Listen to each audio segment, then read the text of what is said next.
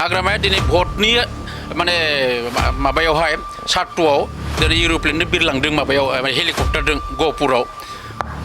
मानसिब्ला बुजियोब्ला बियो दिनैनि दिनाव हेलिकप्टारजों नङा आथिंजोंबो थांनो हाथ'वा समायबावा बियो गहपुर बिश्वनाथाव थांनो समाया बिहा जुदि मानबता गियान दङब्ला नाथाय बिथाङा मानबता गियान लाजिनाया गैया नालाय बेनिखाय हेलिकप्टार लालायना थांदों होननाय खोनादों आङो आरो दिनै बिथांमोननि गिनांगौआ जाहैबाय इउपिपिएल बिथांमोननि एक नाम्बार सुत्रआ जाबाय इउपिपिएल आरो इउपिपिएलखौ जुदि सुत्रखौ दमायनोब्ला गुबुनखौ बोखांनानै बुंनो गोनां जायो आरो बे हिसाबै बिजेपिखौ बिथांमोना जेबो बुंनाय नङा आरो जेबो बुंनोबो गोनां गैया खारन बिजेपिआबो इउपिपिएलनिख्रुइ गोजौआव नङा नालाय बिपिएफआ माने बोखांना लांब्लाबो बिजेपिआ बिपिएफनि खाथियाव सहैनाय नङा बेनिखायनो बिजेपिखौ बोखांना लांना खोथा बुंदों इउपिपिएलखौ गाहायाव दोनदों बे जाबाय बे राजनितिक भाषा हाग्रामानि बे 15-16 बोसोराव जायफोरा हाग्रामाजों थानानै जिखिनि मोनजाबोदोंमोन सुबिदा मोन्दोंमोन बिथांमोना दिनै जोंनि इउपिपिएल हान्जानि बे रुलिं गभर्नमेन्टजों बिथांमोना गोरोबनो हाया आरो बेनिखायनो बे 5 बोसोरावनो ओरैबायदि रानदों ना गोरान बायदि राननानै दङ बिथांमोना एक नाम्बाराव दुर्गादास बर'आथ' जातिनि सेन्टिमेन्ट गैयि मानसिथ' बियो बे हके नके खोथा बुंनो हायो खिन्थु हाग्रामा खुंथाय बा सोरनिबा खुंथायनि समाव जोंहा मोनसे जाति इसु थानायखाय जों सोमावसारदोंमोन सोमावसारनायजों लोब्बा थायोब्लाथ' बे असान्तिया जाखागोन बे स्वाभाबिक खारन बेहा जोंनि जातिनि बेयाव इसु दंमोन समस्या दंमोन बेनि थाखाय सोमावसारदों बै समनि सरकारफोरा गुरुत्व होआखैमोन बिथांमोना जोंनि इसुनि सायाव माने जेबो मोनसे नायाखैमोन बेनिखायनो सोमावसारदोंमोन आरो बेखौथ' सोमावसारोब्लाथ' असान्तिया जाखागोन बे स्वाभाबिक बेखाय बेखौ आरो बे माने दुर्गादास बर'नि खुगाजों बुङोब्ला समायथारा बे बाथ्राया जाय दुर्गादास बर'आ बर'नि बेहा माने खोमोनदायसिनिबो बेहा कन्ट्रिबिउसनबो गैया सेन्टिमेन्टबो गैया राजनितिक भाबैसो बिपिएफजों हाबदों बियो एजेपिनिफ्राय थांबाय कंग्रेसआव हरसेनि गेजेरावनो बिपिएफआव हाबबाय राजनितिक बिदि गावनि सार्टल' दं बेहा बेबायदि बर' जातिनि खोथा बुंनो थाखाय बर'नि माने जातिनि जिखिनि इसुफोरनि खोथायाव बुंनो थाखाय बेहा जेबो अधिकार गैया मैयानि जि हाग्रामा बिपिएफ दोलोनि जि मोनसे मास गेदारिं आशिर्बाद रेलि बे रेलियाव बिथांनि जि बुंनाय जे 25,000 गेदारिं जादों होननाय बेखौ जोङो सानना नायदों जे जि जायगायाव गेदारिं खालामदों बे गेदारिं खालामग्रा फिल्डआव जोंनि जिबनाव जों 1000 बार बेयाव बेबायदि प्रग्रामखौ खालामबाय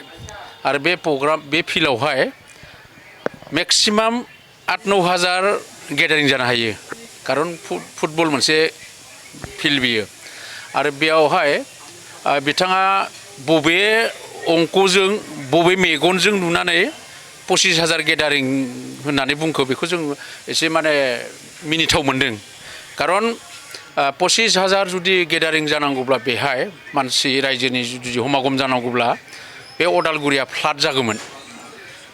नाथाय जिखिनि मानसि जादों जों मिथिनायाव खारन बिथांमोननि जिथु पेन्डेल 100 फुट गोलाव 60 फुट गुवार बेसेबां गुवार माबायावहा पेन्डेलाव 3,500 बारा मानसि ज'जाखाया सियार ज'जाखाया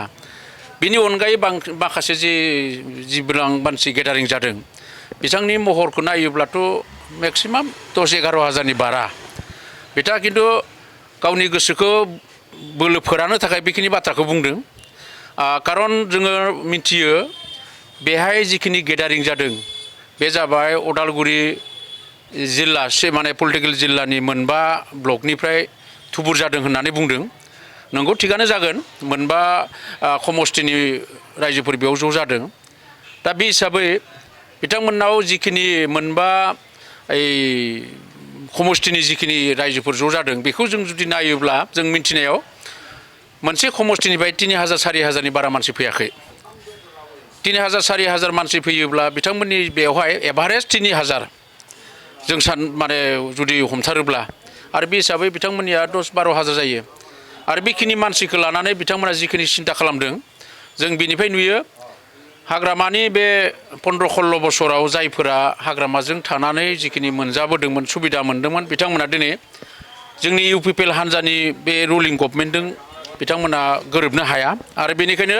बे 5 बोसोरावनो ओरैबायदि रानदों ना गोरान बायदि राननानै दङ बिथांमोना बेनिखायनो जेरैखि जाया माने एबाराव माने हाग्रामा सरकारखौ लाबोफिनथारनांगौखौ गासैबो बिपिएफनि मावथि दैदेनगिरिफोरा दिनै दायित्व लादों आरो बे हिसाबै जिखिनि मोनसे समष्टिनिफ्राय बे 2,500 4,000 मानसि जि ज' जादों बेखिनियानोल'सै आरो बेनि अनगायै बिथांमोना आरो मानसि गैला आरो बेखिनि मानसिफोरनि गेजेरावबो जों दिनै नुदों जों जायफोरखौ जों दिनै मिथिदों दे 500 थाखा हाजिरा होनानै लाना फैदों आरो दिनैनि दिनाव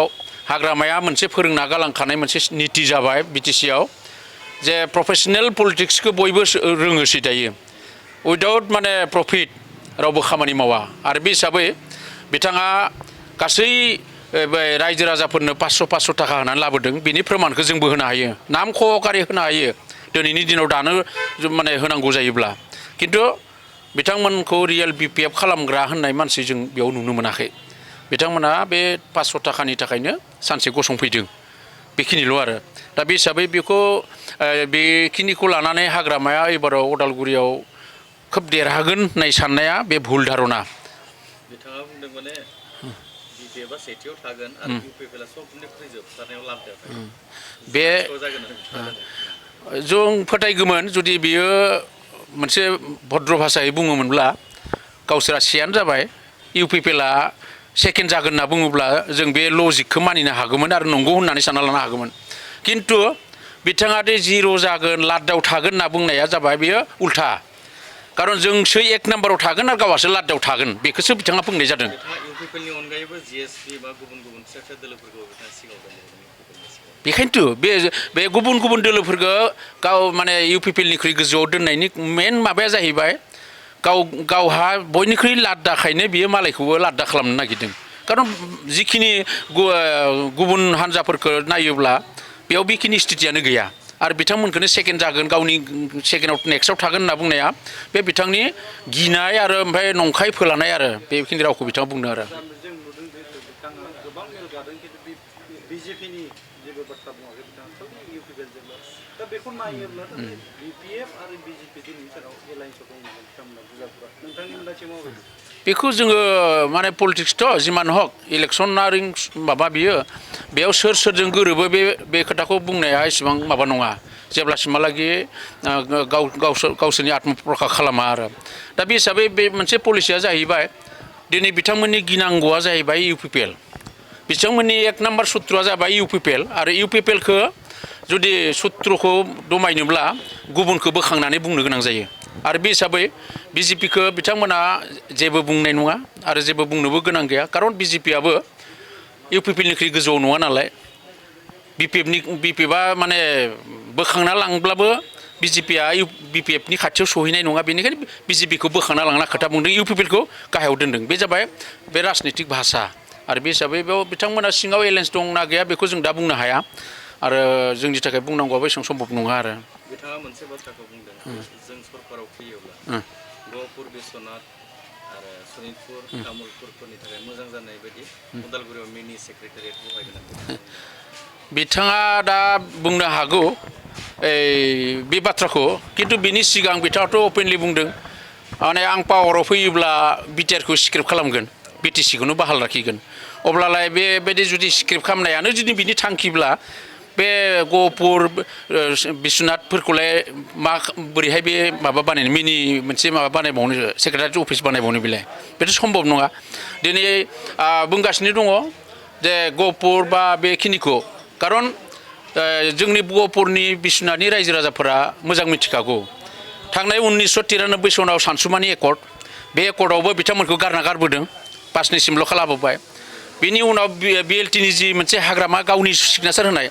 बे समावबोथ' बे गहपुर माबाखौ बिश्वनाथखौ गारना गारबोदों बिनिफ्राय मा बुजियो नाथाय दिनै प्रमद बर'आ बहुद माबानि नाजानायनि गेजेरजों बे गहपुर बिश्वनाथफोरा जायफोरा बर'नि जारिमिनाव सोमावसारनायाव बांसिन मुंख्लं जानाय ओनसोल बिथांमोनखौ दिनै सोना माने बिटिआरआव सोनानै बिथांमोननि गोसोखौ बेसेबां गोजोननाय होदों बेखौ इसोरासो मिथिगोन हाग्रामाया मिथिनाय नङा हाग्रामाया दिनै भटनि माने माबायावहाय सार्टआव दिनै एर'प्लेनजों बिरलांदों माबायाव हेलिकप्टारजों गहपुराव मानसिब्ला बुजियोब्ला बियो दिनैनि दिनाव हेलिकप्टारजों नङा आथिंजोंबो थांनो हाथ'वा समायबावा बियो गहपुर बिश्वनाथाव थांनो समाया बिहा जुदि मानबता गियान दङब्ला नाथाय बिथाङा मानबता गियान आरो लाजिनाया गैया नालाय बेनिखाय हेलिकप्टार लालायना थांदों होननाय खोनादों आङो आरो जिखिनि रायजो राजानि सहानुभुति मोननांगौ बेसेबांसो मोननाय नुवाखै आरो लाइभ नुदों दा नुगासिनो लाइभ जिखिनि रायजो राजानि माने माबा मोननांगौ मोननाय नङा आरो आंनि फोथायनाय खारन बेखिनि गहपुर बिश्वनाथआ जोंनि जिल्लायाव सरजाब जादों आरो जोंबो दिनै गिदिंदों माने रायजो राजानि खाथियाव बे ओनसोलनि रायजो राजाफ्रा दिनै बुंदों माने जोबनो गैयै गोजोननाय मोन्दों प्रमद बर'नि खाथियाव आरो बेनिखायनो दिनै फैगोन नैबे सेप्तेम्बराव जानो गोनां बे बिटिसिनि इलेक्सनाव 99 प्रमद बर'नो भट होनो थाखाय बिथांमोना रेडि बेयाव हाग्रामा नङा हाग्रामानिखौ सोरबा आरो पावारफुल मानसि थांब्लाबो प्रमद बर'नि अनगायै रावबो भट मोना बेहाय जोंहा फोथायनाय दङ एक नाम्बाराव दुर्गादास बर'आथ' जातिनि सेन्टिमेन्ट गैयि मानसिथ' बियो बे हके नके खोथा बुंनो हायो खिन्थु हाग्रामा खुंथाय बा सोरबा सोरनिबा खुंथायनि समाव जोंहा मोनसे जाति इसु थानायखाय जों सोमावसारदोंमोन सोमावसारनायजों लोब्बा थानाय थायोब्लाथ' बे असान्तिया जाखागोन बे स्वाभाबिक खारन बेहा जोंनि जातिनि बेयाव इसु दंमोन समस्या दंमोन बेनि थाखाय सोमावसारदों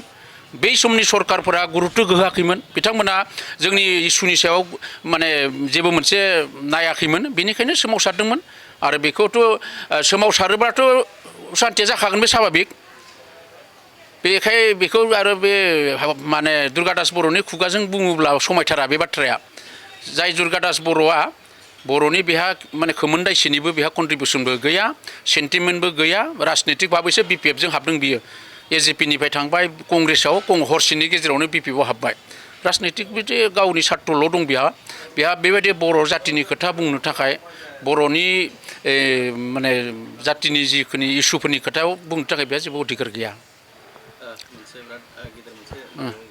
गोसारबाय थादों जिथु फरेस्ट गार्डनि जिडिसि सेक्रेटारि माबा रांनि मोनसे लेनदेना सोलिदों माने बे बाथ्राखौ दिनै आंबो चेलेन्ज खालामबाय थादों जोंनि मानसिफोरा जोंनो बुंदों दे प्रमद बर'आ कुनु दुर्निति खालामा कारापसन खालामा कुनु साखरि होनायाव गरसे फैसा बाहाया आरो बे खोथाखौ लानानै